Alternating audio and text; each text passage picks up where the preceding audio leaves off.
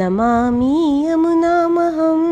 सकलसिद्धिहेतुं मुदा मुरारीपदपङ्कजस्फुरदमन्दरेणुत्कटां तटस्थनवकानन प्रकटमोदपुष्पाम्बुना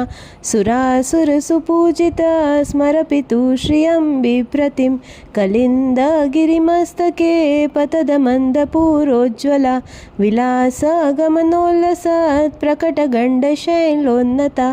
सघोषगतिदन्तुरा समधिरूढदोलोत्तमा मुकुन्दरतिवर्धिनी जयति पद्मबन्धोसुता भुवं भुवनपावनी मधिगता मनेकस्वने प्रियाभिर्विसेवितां शुकमयूरहंसादिभिः तरङ्गभुजकङ्कणा प्रकटमुक्तिकावालुका नितम्बतटसुन्दरी नमत कृष्णतुर्यप्रिय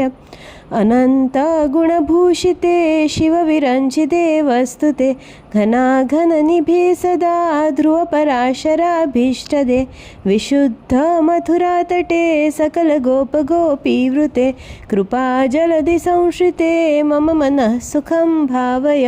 यया चरणपद्मजा मुररिपो प्रियं भावुका समागमनतो भवत् सकलसिद्धिदा सेवतां तया सदशतामियात् कमलजा सपत्नी वयत् हरिप्रियकलिन्दया मनसि मे सदा स्थीयतां नमोऽस्तु यमुने सदा तव चरित्रमत्यद्भुतं न जातु यमयातना भवति ते पयपानत यमोऽपि भगिनीसुतान् कथमुहन्ति दुष्टानपि प्रियो भवति सेवनात् तव हरेथया गोपिका ममास्तु तव सन्निधौ तनुनवत्वमेतावता न दुर्लभतमारति मुररिपो मुकुन्द प्रिये अतोऽस्तु तव लालना सुरधुनी परं सङ्गम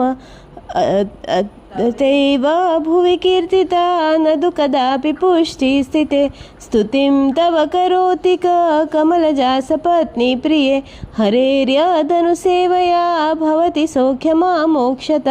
इयं तव कथाधिका सकलगोपिका सङ्गम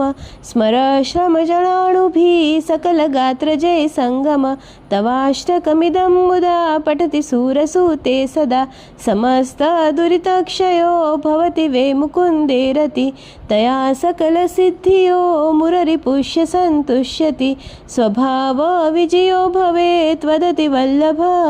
श्रीहरे इति श्रीमद्वल्लभाचार्य विरचितं श्री यमुनाष्टकस्तोत्रं सम्पूर्णम्।